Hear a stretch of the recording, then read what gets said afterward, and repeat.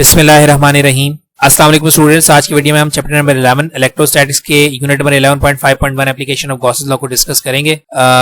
Topic को start करने से पहले मैं आपको ये बता दूं बेटा कि जितने भी मैं अभी तक वीडियो लेक्चर अपलोड मैंने किए हैं वो न्यू बुक के अकॉर्डिंग ही हैं। न्यू बुक और ओल्ड बुक में सिर्फ असाइनमेंट, एग्जांपल्स और क्वेश्चंस यानी कि एक्सरसाइज क्वेश्चंस का डिफरेंस है, बाकी टॉपिक्स का कंटेंट भी तकरीबन सेम है। तो परेशान ना हो, आपको मैं न्यू बुक से ही पढ़ा रहा हूँ, ठीक है। तो एप्लीकेशन ऑफ गॉसेस लॉ को स्टार्ट करने से पहले हम लोग जो है वो गॉसेस लॉ को थोड़ा सा डिस्कस कर लेते हैं। गॉसेस लॉ के बारे में ये पढ़ा था कि अगर हमारे पास एक क्लोज सरफेस है और उसके हमने जो है वो किसी भी पॉइंट के ऊपर चार्ज रखा हुआ है, तो उस चार्ज का जो फ्लक्स है वो जो है वो डिपेंड करता है किसके ऊपर, यानी कि क्लोज सरफेस का जो हमारे पास टोटल फ्लक्स है वो किस पे डिपेंड कर रहा है, कितना चार्ज आपके पास स्टोर्ड है, यानी कि सरफेस के अंदर कितना चार्ज मौजूद है, डिवाइडेड बाय द मीडियम, यानी कि आपके जो है वो सरफेस का मीडियम क्या है, ठीक है। तो एक सरफेस, एक क्लोज सरफेस के अंदर जो फ्लक्स होता है वो दो चीजों में डिपेंडेंट है, एक चार्ज, दूसरा हमारे पास क्या है, परमिटिविटी फ्री स्पेस यानी कि मीडियम डिपेंडेंट। इसके अलावा हमने जो दूसरी एप्लीकेशन की थी उसके अंदर भी यही किया था कि हमारे पास नंबर ऑफ चार्जेस थे Q1 से Qn तक, उसके अंदर भी हमारे पास ये रिजल्ट आ रहा था कि हमारे पास जो फ्लक्स है थ्रू द क्लोज सरफेस वो दोबारा से हमारे पास total charge enclose divided by the permittivity free space के ऊपर जो है वो डिपेंडेंट है। तो इसी एप्लीकेशन ऑफ गॉसेस लॉ को हम लोग जो है वो डिफरेंट शेप्स के लिए इलेक्ट्रिक फील्ड इंटेंसिटी कैलकुलेट करने के लिए इस्तेमाल करते हैं, ठीक है। तो इसलिए इसको हम लोग कहते हैं एप्लीकेशन ऑफ गॉसेस लॉ, यानी कि गॉसेस लॉ को हम लोग जो है वो किस तरह से यूज करते हुए electric field intensity of different shapes को कैलकुलेट कर सकते हैं, ठीक। तो सबसे पहले हमारे पास इसकी एप्लीकेशन है location of excess charge on a conductor, यानी कि हमारे पास एक कंडक्टिंग स्फीयर है, ठीक है, और इसके सरफेस के ऊपर जो है वो नंबर ऑफ चार्जेस मौजूद है। देखें ये मेरे पास एक पॉजिटिव चार्ज इस तरह से, ये मेरे पास सरफेस के ऊपर जो है वो चार्जेस मौजूद है, ठीक है, यानी कि कंडक्टिंग स्फीयर है हमारे पास। अब हम यहाँ पर कह रहे हैं कि if the point P lies inside the charge surface, यानी कि इस चार्ज सरफेस के अंदर हमने एक पॉइंट P को जो है वो कंसीडर किया हुआ है, यानी कि यहाँ पर हम जो है वो इलेक्ट्रिक फील्ड इंटेंसिटी कैलकुलेट करना चाह रहे हैं कि इस जगह पर इलेक्ट्रिक फील्ड इंटेंसिटी क्या है। तो देखें हम लोग गॉसेस लॉ के अकॉर्डिंग, गॉसेस लॉ क्या है, क्लोज सरफेस, तो हमें इस पॉइंट P के ऊपर अगर हमें जो है वो इलेक्ट्रिक फील्ड इंटेंसिटी कैलकुलेट करनी है तो हम क्या करेंगे, हम गॉसियन सरफेस ड्रॉ करेंगे इस तरह से। स्फेरिकल शेप के अंदर हमने क्या कर लिया, गॉसियन सरफेस ड्रॉ करें। देखें जैसे आपको यहां पर भी नजर आ रहा है कि हमने क्या किया, इस पॉइंट के ऊपर इलेक्ट्रिक फील्ड कैलकुलेट करने के लिए हमने क्या किया, क्लोज सरफेस ड्रॉ कर लिया, क्योंकि गॉस लॉ जो है वो इस्तेमाल होता है किसके लिए, क्लोज सरफेस के लिए, ठीक है। तो हमने क्या किया, हमने एक गॉसियन सरफेस इसके ऊपर जो है वो ड्रॉ कर लिया, ठीक। आगे चलेंगे, then the Gaussian surface in the form of concentric sphere carrying point P will have no charge inside the sphere, यानी कि हम ये जो गॉसियन सरफेस को कंसीडर कर रहे हैं इसके अंदर कोई चार्ज हमारे पास मौजूद नहीं है, ठीक है, क्योंकि चार्ज आपका कहां मौजूद है, चार्ज आपके सरफेस के ऊपर मौजूद है, सेंटर के अंदर किसी किस्म का चार्ज मौजूद नहीं है, ठीक है। तो point P will have no charge inside the sphere, यानी कि आपको ये दिखाया जा रहा है कि पॉइंट P के मतलब आपने जो सरफेस ड्रॉ की है इसके अंदर किसी किस्म का कोई चार्ज मौजूद नहीं है, क्योंकि चार्ज जो है वो कंडक्टिंग स्फीयर की सरफेस के ऊपर मौजूद है, ठीक है। तो अब एक बात ध्यान से सुनिएगा कि हमने ये पढ़ रखा है कि इलेक्ट्रिक फील्ड लाइंस जो है वो आउटवर्ड ट्रेवल करती है, कि यहाँ मतलब ओरिजिनेट करती है फ्रॉम पॉजिटिव चार्ज, यानी कि यहाँ पॉजिटिव चार्ज से इस तरह से लाइन बाहर निकलेगी, यहां से इधर निकलेगी, यहां से इधर निकलेगी, यहां से इधर निकलेगी, यानी कि अंदर की तरफ कोई लाइंस नहीं जा रही हैं, तमाम लाइन ओरिजिनेट करके आउटसाइड जा रही हैं, बाहर की तरफ, ठीक है। तो इसका मतलब ये कि इनसाइड द गॉसियन सरफेस कोई इलेक्ट्रिक फील्ड मौजूद नहीं, यानी कि कोई इलेक्ट्रिक फील्ड लाइन गुजर नहीं रही है। तो हम जो है वो पहले गॉसेस लॉ को इस्तेमाल करते हैं, that Gauss's law is defined as the total charge enclosed divided by the permittivity of free space, यही किया था हम लोगों ने Gauss's law, that is flux that will be equal to Q divided by epsilon naught. Since there is no charge enclosed inside the Gaussian surface, so Q that will be equals to 0, क्योंकि हमें पता है कि हमने जो Gaussian surface को consider किया उसके अंदर कोई हमारे पास जो है वो चार्ज नहीं है, so that's why Q हमारे पास क्या हो जाएगा, 0। और जब Q हमारे पास 0 हो जाएगा तो हमारे पास फ्लक्स भी क्या हो जाएगा, 0, क्योंकि फ्लक्स के लिए हमारे पास इलेक्ट्रिक फील्ड लाइंस का होना जरूरी है, जबकि यहाँ पर क्या हो रहा है कि इलेक्ट्रिक फील्ड लाइंस आउटवर्ड जा रही हैं, ऑरिजिनेट करके बाहर निकल रही है, तो अंदर तो आ नहीं है, ठीक है। तो ये हमारे पास जो फ्लक्स हो गया, flux inside the Gaussian surface, ये क्या हो गया, 0 हो गया, ठीक है। हमने गॉसेस लॉ को क्यों इस्तेमाल करना है, गॉसेस लॉ हम इस्तेमाल करते हैं to calculate the electric field intensity of the close surface. तो हम ने इलेक्ट्रिक फील्ड इंटेंसिटी कैलकुलेट करें, तो इसलिए हम लोग जो है वो फ्लक्स की डेफिनेशन को इस्तेमाल करेंगे, that flux is defined as the dot product between electric field intensity and the vector area, ठीक। अच्छा, अब देखिए क्योंकि हमने यहाँ पर स्फेरिकल जो है वो शेप को कंसीडर किया हुआ है, तो हम लोग यहाँ पर एरिया जो है वो एरिया ऑफ स्फीयर को जो है वो कंसीडर कर लेंगे, क्योंकि हमारे पास एरिया तो 0 नहीं हो रहा ना, ठीक। तो एरिया हमारे पास कितना हो जाएगा, 4 पाई r square, that is the area of a spherical body. ठीक, ये जो आपने गॉसियन सरफेस को कंसीडर किया हुआ है, इसका एरिया कितना हो गया 4 पाई आर स्क्वायर। ठीक, अब देखिए हमारे पास फ्लक्स के लिए दो इक्वेशन बन गई। एक हमारे पास फ्लक्स की इक्वेशन बनी किससे, गॉस लॉ से, दूसरी हमारे पास फ्लक्स की इक्वेशन बनी बाय यूजिंग इट्स डेफिनेशन। अब इन दोनों, क्योंकि हमने इलेक्ट्रिक फील्ड इंटेंसिटी को कैलकुलेट करना है, तो हम इन दोनों को क्या करवा देंगे, कंपेयर करा देंगे। तो क्या हो जाएगा हमारे पास कंपेयरिंग इक्वेशन 1 एंड 2 करने से E dot 4 pi R square that will be equals to 0। हमने इलेक्ट्रिक फील्ड इंटेंसिटी कैलकुलेट करनी होती है by using the Gauss's law. तो 4 पाई आर स्क्वायर को आप अगर यहां पर, क्योंकि देखिए यहां पर ये मल्टीप्लिकेशन में है, आप इक्वल से वहां शिफ्ट करेंगे तो ये क्या हो जाएगा, डिवीजन में आ जाएगा। यानी कि हमें ये नजर आ रहा है कि there will be no electric field inside the Gaussian surface. हमारे पास गॉसियन सरफेस के अंदर, यानी कि ये जो आपने गॉसियन सरफेस कंसीडर की हुई है, इसके अंदर किसी किस्म की कोई इलेक्ट्रिक फील्ड मौजूद नहीं है। ठीक है, तो यहां हम लोग यही कह रहे हैं that above expression shows that there is field inside the charged shell and hence there is electric field intensity inside the shell is 0। ठीक है, यानी कि नो फील्ड होगा यहाँ पर, no field inside the charge shell, यानी कि हमारे पास जो इलेक्ट्रिक फील्ड इंटेंसिटी है वो क्या है, 0 है, और कोई फील्ड लाइंस इसके अंदर से नहीं गुजर रही हैं। फील्ड लाइन यहां से ओरिजिनेट करके बाहर जा रही है, पॉजिटिव चार्ज से बाहर, यहां से बाहर, यहां से बाहर, यहां से बाहर, तो अंदर तो कोई लाइन जा नहीं रही है। तो सबसे पहले बात हमारे पास क्या है, expression shows that there is no field inside the charge shell, ये नो फील्ड है।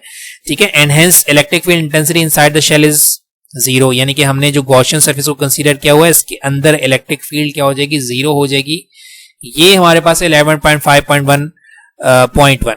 ठीक है, तो इसके बाद हम लोग जो है अपनी सेकंड एप्लीकेशन के ऊपर चलते हैं, that is called the electric field intensity due to infinite sheet of charge. यानी कि हमारे पास एक पेपर है, ठीक है, थिन शीट है, यानी किसी भी तरह की आपके पास जो शीट हो सकती है, पेपर हो सकता है, कोई भी चीज है।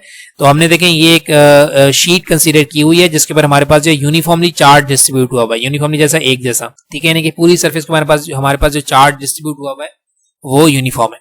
ठीक, अब जरा पहले ही ध्यान से देख लीजिएगा, क्योंकि हमारे पास ये ओपन शीट है, तो यहां से हमारे पास इलेक्ट्रिक फील्ड लाइंस यहां से ओरिजिनेट करके इस साइड पर देखें, आपको ये नजर आ रहा है इलेक्ट्रिक फील्ड लाइन यूं जा रही है।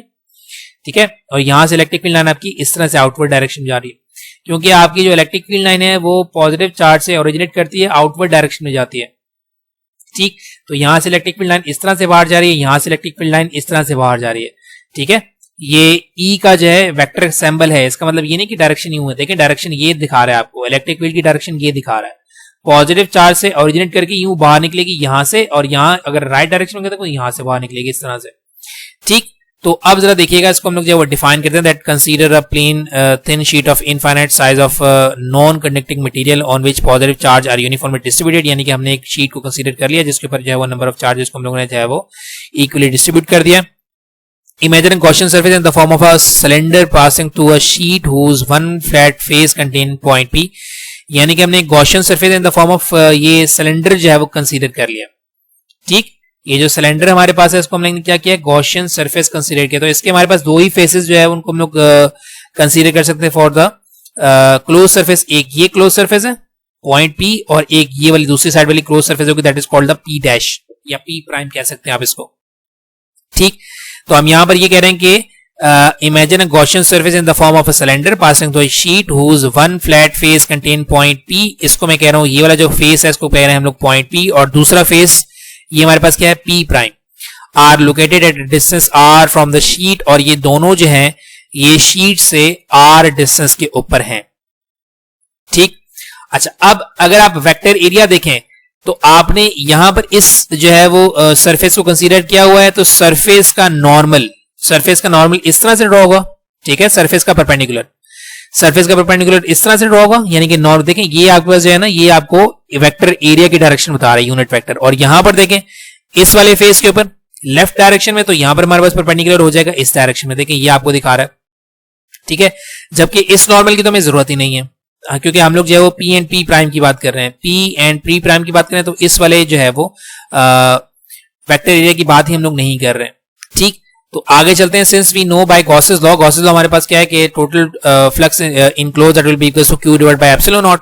ठीक, सरफेस चार्ज डेंसिटी। अब देखिए यहां पर हमारे पास जो है, क्योंकि हम जो है वो सरफेस के ऊपर चार्ज की बात करें कि हमारे पास ये कंप्लीट सरफेस, इसके ऊपर हमारे पास चार्ज मौजूद है, तो देखें आपने जो है वो डेंसिटी का फॉर्मूला पढ़ा है, दैट इज डेंसिटी का फॉर्मूला क्या होता है, मास पर यूनिट वॉल्यूम। ठीक, यानी कि कितने वॉल्यूम के अंदर मास मौजूद है। तो सिमिलरली इस तरीके से हमारे पास जो है वो चार्ज डेंसिटी को हम डिफाइन करते हैं charge per unit area. Surface की हम लोग बात करें तो देखिए हमारे पास ये 2 डायमेंशनल है, यानी कि एरिया की बात हम लोग कर रहे हैं, ठीक है। तो हमारे पास क्या है, चार्ज डेंसिटी, सिर्फ डेंसिटी की बात हम नहीं कर रहे हैं, चार्ज डेंसिटी। तो charge per unit area is defined as the charge density, यानी कि आपने सरफेस की अगर चार्ज डेंसिटी निकालनी है तो सरफेस की चार्ज डेंसिटी का फॉर्मूला क्या हो जाएगा, चार्ज पर यूनिट एरिया, ठीक है। तो इसको देखें, मैं यहां पर कह रहा हूं कि दैट सरफेस चार्ज डेंसिटी को हम लोग जो सिग्मा से रिप्रेजेंट करते हैं, that will B that is the ratio of charge divided by the area, ठीक है। डेंसिटी का मैं दोबारा से थोड़ा सा रिव्यू कर देता हूं आपको। डेंसिटी क्या होती है, मास पर यूनिट वॉल्यूम, यानी कि वॉल्यूम के अंदर जो है कितना मास मौजूद है।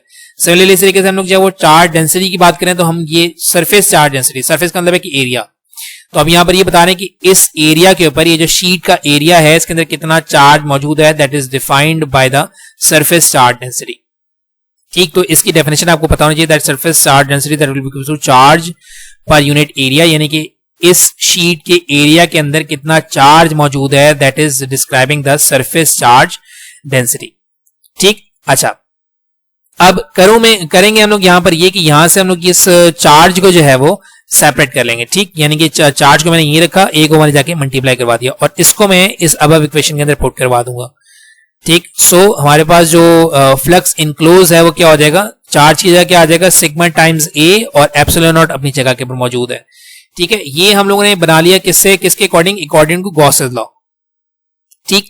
लेकिन हम क्या करते हैं, हम गॉसेस लॉ के according electric field intensity calculate करते हैं, ठीक है। तो हम लोग जो है वो इलेक्ट्रिक फील्ड इंटेंसिटी कैलकुलेट करने के लिए देख रहे हैं यहां पर कि हमारे पास देखें टोटल यहां पर फ्लक्स, एक फ्लक्स गुजरेगा, देखिए मतलब टोटल नंबर ऑफ लाइंस यहां से गुजर रही हैं, कुछ लाइंस यहां से गुजर रही हैं, कुछ लाइंस यहां से गुजर रही हैं, ठीक है।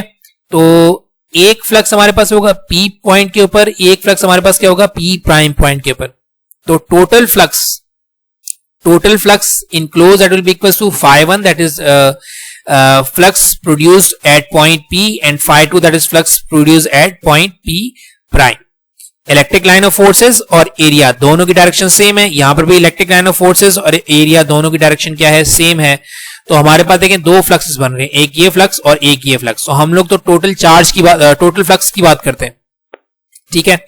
तो देखिए मैं यहां पर क्या कर रहा हूं, दैट टोटल चार्ज की मतलब टोटल फ्लक्स के लिए आपने क्या फॉर्मूला बनाया, sigma A divide by epsilon naught that will be equal to, देखिए फर्स्ट वाला हमारे पास according to the definition of flux E del A, यानी कि ई ए कॉस थीटा, ठीक है। तो अगर मैं इस डायरेक्शन में देख रहा हूं तो ई और जो मेरे पास वेक्टर एरिया है तो ये इनकी डायरेक्शन सेम है, सो दैट्स वाई एंगल कितना हो जाएगा, 0 डिग्री। ये क्या हो जाएगा, ई ए कॉस 0 डिग्री प्लस, दोबारा से मैं डेफिनेशन दोहराऊंगा, आपके पास फ्लक्स जो है वो किसका डॉट प्रोडक्ट होता है, ई और ए का, ठीक है। डॉट प्रोडक्ट की जगह अगर मैग्नीट्यूड इस्तेमाल करें तो क्या हो जाएगा, ई ए कॉस थीटा। अब यहां पर देखें पी प्राइम के ऊपर देखें तो इलेक्ट्रिक फील्ड की डायरेक्शन और आपके जो वेक्टर एरिया है दोनों की डायरेक्शन क्या है, पैरेलल है, तो यहां पर भी एंगल कितना हो जाएगा, 0 डिग्री, ठीक। अब इन दोनों को आप ऐड कर देंगे, यहां पर भी cos 0 1 हो जाएगा, यहां पर भी cos 0 1 हो जाएगा, दोनों को ऐड करेंगे तो क्या हो जाएगा, 2EA हो जाएगा और sigma A divide by epsilon naught, यानी कि ये चार्ज की जो इनक्लोज चार्ज की तो आप ऑलरेडी वैल्यू निकाल चुके थे, ठीक। तो हमने क्या करना था, हमने इलेक्ट्रिक फील्ड इंटेंसिटी कैलकुलेट करनी होती है बाय यूजिंग गॉसेस लॉ, ठीक। तो इलेक्ट्रिक फील्ड इंटेंसिटी कैलकुलेट करने के लिए हम लोगों ने क्या किया, यहां से एरिया, देखिए यहां पर एरिया जो है अच्छा ये एरिया से आपका ये एरिया कैंसिल आउट हो जाएगा, देखिए यहां पर भी एरिया मौजूद है, यहां पर भी एरिया मौजूद है, ये मल्टीप्लिकेशन में हमारे जगह डिवाइड में लेकर आएंगे तो डिवाइड से ये दोनों क्या हो जाएंगे, कैंसिल आउट हो जाएंगे। तो एरिया से कैंसिल आउट हो गया, ये 2 यहां पर मल्टीप्लिकेशन में इसको आप वहां शिफ्ट करेंगे तो ये किस में आ जाएगा, डिवीजन में आ जाएगा, ठीक। तो हम यहां पर कह रहे that E that will be equal to sigma divide by 2 epsilon naught, यानी कि electric field intensity of a thin infinite sheet of charge जो है उसके लिए हमें जो है वो चार्ज डेंसिटी पता होनी चाहिए और मीडियम हमें पता होना चाहिए। तो हम क्या कर सकते हैं, उसकी इलेक्ट्रिक फील्ड इंटेंसिटी कैलकुलेट कर सकते हैं। और आर हमारे पास यहां पर क्या है, आर क्या बता रहा है कि आपको इलेक्ट्रिक फील्ड की डायरेक्शन बता रहा है, where r is a unit vector normal to the sheet, ठीक है, and directed away from it, यानी कि शीट से अवे जा रहा है, एक तो यहां से इस तरह अवे जा सकते हैं या फिर यहां से इस तरह से अवे जा सकता है, ठीक। अच्छा अब थोड़ा सा इसको मैं ये भी एक्सप्लेन करता हूं, वैसे तो इसकी जरूरत नहीं है, लेकिन ये हमारे पास देखें यहां पर हमारे पास वेक्टर एरिया की डायरेक्शन क्या है, परपेंडिकुलर। इस वाले फेस को अगर आप देख रहे हैं तो हमने क्या कहा था कि फेस का नॉर्मल, ठीक है। तो अगर आप इस वाली सरफेस को देखें तो यहां पर फेस का नॉर्मल क्या है, इस तरह से, अब इलेक्ट्रिक फील्ड लाइन जा रही है इस तरह से और नॉर्मल का इस तरह, दोनों के दरमियान एंगल कितना हो जाएगा 90 डिग्री का। तो अगर आप इन दोनों को कंसीडर भी करें, अगर आपने इस वाले पॉइंट को कंसीडर भी किया तो हमारे पास क्या हो जाएगा ई ए cos 90, और cos 90 हमारे पास कितना हो जाएगा 0 हो जाएगा। सो दैट्स व्हाई मैंने इस वाले फेज की बात ही नहीं की है, ठीक है। आपने सिर्फ P और P प्राइम की यहां पर बात की, तो आप P और P प्राइम को ही देखेंगे, इस वाले फेज को आप देखेंगे नहीं, क्योंकि ये 90 डिग्री का एंगल बनाएगा इलेक्ट्रिक फील्ड लाइन के साथ। क्योंकि देखें इलेक्ट्रिक फील्ड लाइन की डायरेक्शन ये है, ठीक है, इस तरह से, और एरिया ये है, दोनों के दरमियान एंगल देखेंगे 90 डिग्री का बन रहा है, और cos 90 हमारे पास क्या हो जाएगा 0 हो जाएगा। सो दैट्स व्हाई ये फ्लक्स हमारे पास क्या हो जाएगा 0। तो मैं यहां पर सिर्फ दो फेसेस के फ्लक्स को ही कंसीडर कर रहा हूं, ठीक। ये हो गई हमारे पास सेकंड एप्लीकेशन, और फिर हमारे पास last application, that is electric field intensity between two oppositely charge parallel plates. यानी कि एक मेरे पास जो पॉजिटिवली चार्ज प्लेट है, दूसरी मेरे पास क्या है नेगेटिवली चार्ज प्लेट है। ये बात हमें पता है कि आपकी इलेक्ट्रिक फील्ड लाइन पॉजिटिव से ओरिजिनेट करती है, नेगेटिव की तरफ टर्मिनेट करती है। तो ये आपको नजर आ रहा है कि आपके पास जो लाइंस ऑफ फोर्सेस हैं, इलेक्ट्रिक लाइन ऑफ फोर्सेस, वो पॉजिटिव से निकलकर कहां जा रही हैं, नेगेटिव की तरफ जा रही हैं। और ये स्क्वायर में हमने एक क्लोज सरफेस को कंसीडर किया हुआ, that is called the Gaussian surface, ठीक है। हमने यहां पर इस वाले पॉइंट के बारे अगर इलेक्ट्रिक यानी कि इस स्क्वायर के अंदर की हम लोग जो है वो इलेक्ट्रिक फील्ड इंटेंसिटी कैलकुलेट कर रहे हैं, ठीक है। तो इसके लिए हमने क्या करना है, क्लोज सरफेस कंसीडर करनी है, that is called the Gaussian surface. तो यहां मैं कह रहा हूं कि consider two equal and opposite charge metal plates of charge densities of positive sigma and negative sigma. यानी कि यहां पर जो चार्ज डेंसिटी आप कैलकुलेट करोगे जाहिर सी बात है पॉजिटिव आएगी, और यहां जो चार्ज डेंसिटी है वो क्या आएगी नेगेटिव आएगी, बिकॉज यहां पर नेगेटिव चार्ज है, यहां पर क्या है पॉजिटिव चार्ज। चार्ज डेंसिटी का फॉर्मूला मैं आपको ऑलरेडी बता चुका हूं।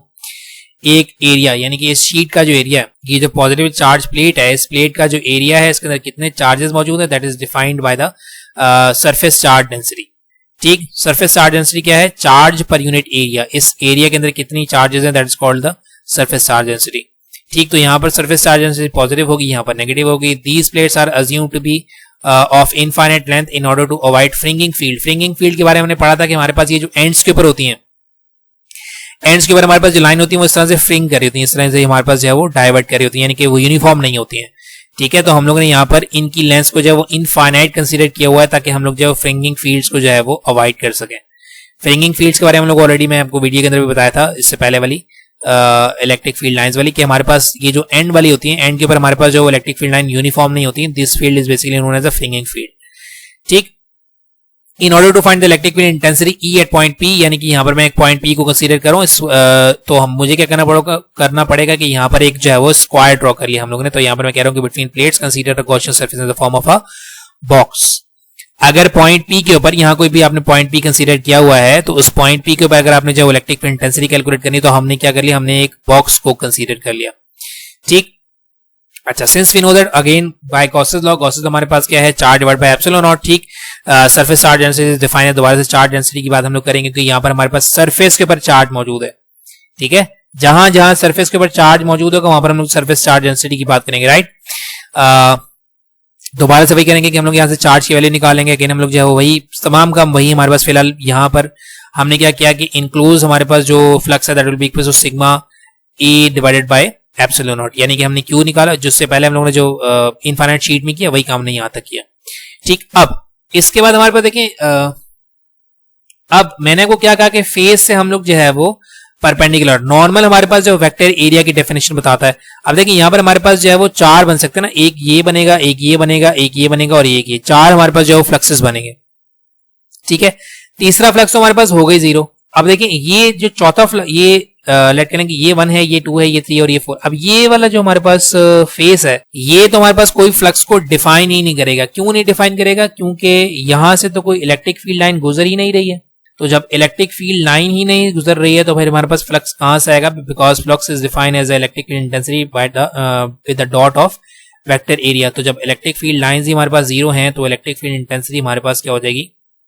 0 हो जाएगी। सो इस वाले फेस के ऊपर से हमारे पास फ्लक्स 0 है। दैट्स व्हाई मैं इन तीन फेसेस का जो है फ्लक्स यहां पर कंसीडर करूं। That enclose flux that will be equal to phi1 plus phi2 plus phi3। ये जो phi4 है ये ऑलरेडी 0 है, डायग्राम के अंदर मुझे नजर आ रहा है, दैट्स व्हाई इसको मैं इंक्लूड नहीं करूंगा। ठीक, अब जरा ध्यान से देखिएगा, ये इनक्लोज फ्लक्स से क्या आ गया? Sigma A divide by the epsilon naught that will be equal to.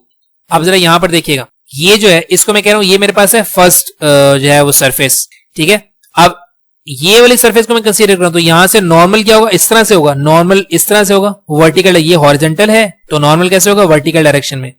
ठीक है, तो नॉर्मल और इलेक्ट्रिक फील्ड दोनों की डायरेक्शन क्या है, वर्टिकल है, तो उसका मतलब है कि यहां पर एंगल हमारे पास कितना हो जाएगा, 0 डिग्री। दोबारा से देख लें, इस फेस को मैं कह रहा हूं कि यहां पर मेरे पास जो फ्लक्स आ रहा है that is called the flux 1, ठीक है। तो इस फेस का नॉर्मल इस तरह से होगा वर्टिकल डायरेक्शन में, क्योंकि ये हॉरिजॉन्टल है, ठीक। तो नॉर्मल यानी कि आपका जो वेक्टर एरिया की डायरेक्शन है और इलेक्ट्रिक फील्ड लाइंस भी नीचे जा रही हैं, दोनों की डायरेक्शन सेम है, तो एंगल कितना हो जाएगा, 0 डिग्री, ठीक। इसी तरीके से अगर आप सेकंड वाले फ्लक्स को देख रहे हैं, ये लेट करें कि ये आपके पास जो है वो सेकंड वाला है, ठीक है। अब देखिए यहां पर हमारे पास नॉर्मल क्या होगा, सरफेस से इस तरह लेफ्ट डायरेक्शन में नॉर्मल बनेगा, ठीक है। लेफ्ट डायरेक्शन में नॉर्मल बन रहा है और इलेक्ट्रिक फील्ड लाइंस कहां से कहां जा रही है, डाउनवर्ड डायरेक्शन में जा रही है। तो ये देखें हमारे पास इन दोनों के दरमियान एंगल कितना हो जाएगा, 90 डिग्री का, ठीक है। तो जब एंगल 90 डिग्री का हो जाएगा तो cos 90 0 हो जाएगा। फिलहाल आगे चलते हैं, इस वाले फेस की बात कर लेते हैं, यहां पर भी ऐसे हो रहा है। अब देखें, अब यहां पर फेस इस तरह से, तो यहां पर मेरे पास परपेंडिकुलर क्या होगा, टुवर्ड्स राइट डायरेक्शन में होगा, ठीक। ऐसा ही है, तो यहां पर भी एंगल हमारे पास देखें, क्योंकि ये डाउनवर्ड डायरेक्शन में है और यहां पर मेरे पास जो वेक्टर एरिया है वो कहां है, राइट डायरेक्शन, तो एंगल कितना हो जाएगा, 90 डिग्री का, ठीक।